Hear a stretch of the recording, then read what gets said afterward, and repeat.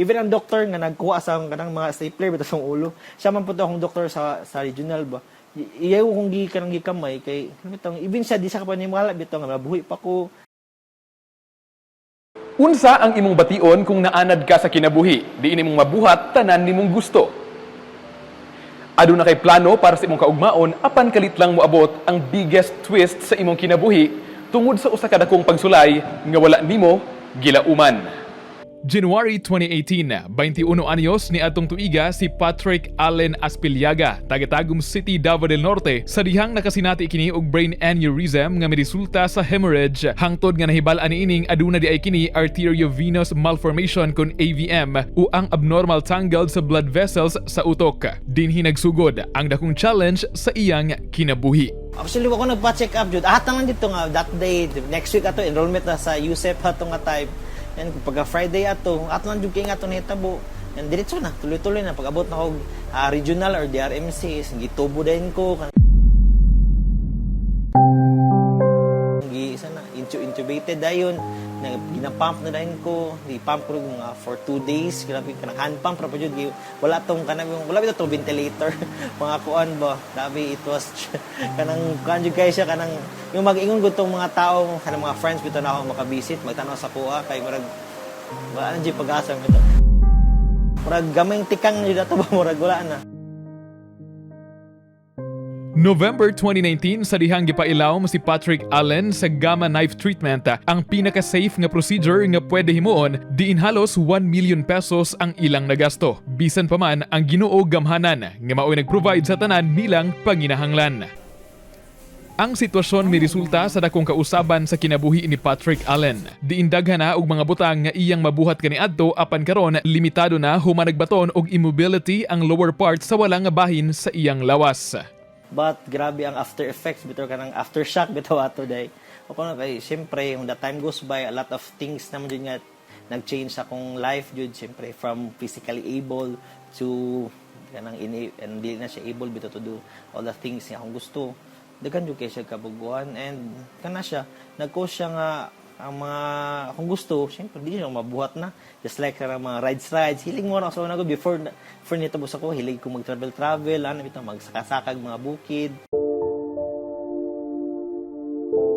Tungod sa nahitabo, wala na wad-an og paglaom si Patrick Allen. Dakog kahimuan ang pag-ampo ug suporta sa iyang pamilya ug sa mga tao sa iyang palibot. Ang kusog ug paglaom gikan sa kahitasan ang iyang gigunitan. Nakwestiyon ug wala man niini nasabtan ang plano sa Ginoo apan gipahinumduman si Patrick Allen sa iyang pulong sa John chapter 13 verse 7. You do not realize now what I am doing, but later you will understand.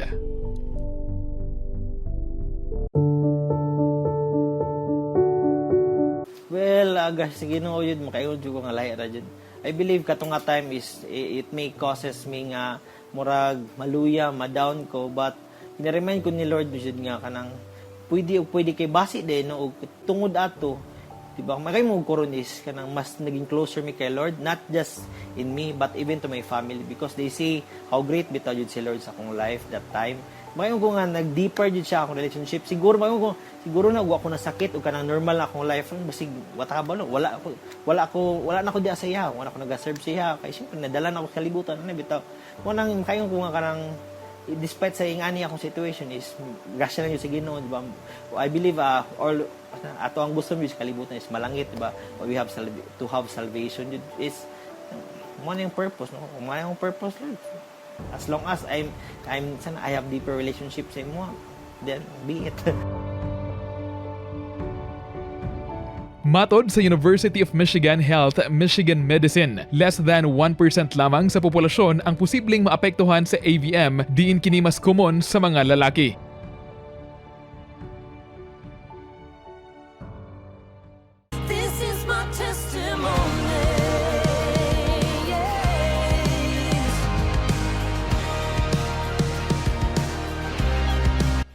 Yes, I believe nga di jud sila lalim.